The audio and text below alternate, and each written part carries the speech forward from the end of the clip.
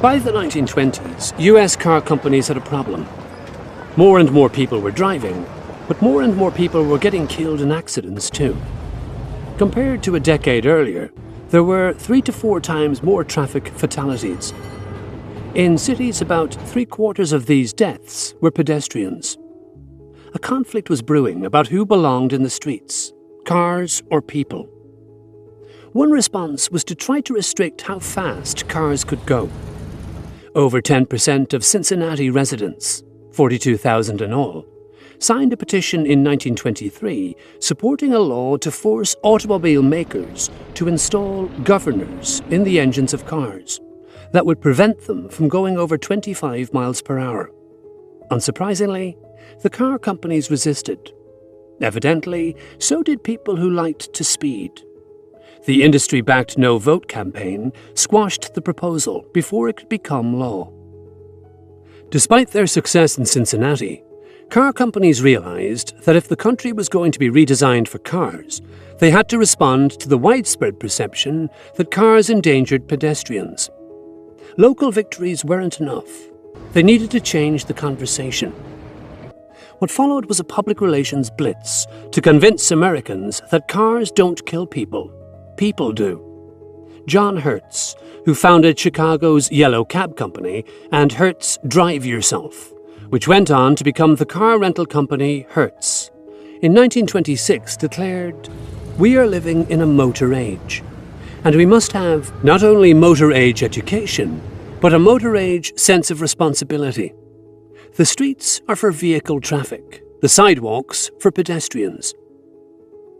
The Chicago Motor Club searched for an expression to both describe and criticize irresponsible pedestrians.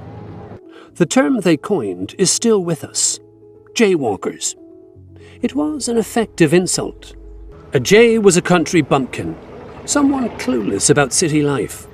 Hertz, revealing something about his own political sensibilities, declared, "We fear the jaywalker worse than the anarchist."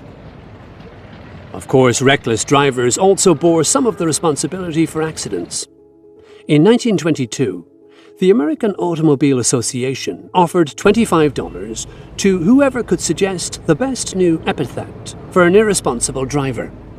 The winner, we are delighted to report, was Flivverboob. According to historian Peter Norton, the car company's strategy was to deflect responsibility from themselves to individuals. They understood that the country's skyrocketing traffic deaths could threaten the rise of the motor age, and they wanted to get out in front of the problem before social movements and lawmakers solved it for them. This basic script has played out again and again since the 1920s. Guns don't kill people, people do. The National Rifle Association, NRA, infamously claims. Smokers are intelligent enough to make their own decisions. Anne Browder of the Tobacco Institute said in 1985, "If individuals are responsible for traffic deaths, handgun murders, and lung cancer, then car, gun, and tobacco companies can keep making money. You might lower your personal chances of getting into an accident by avoiding jaywalking or flivverboobing, but the motor age will plow ahead, undisturbed."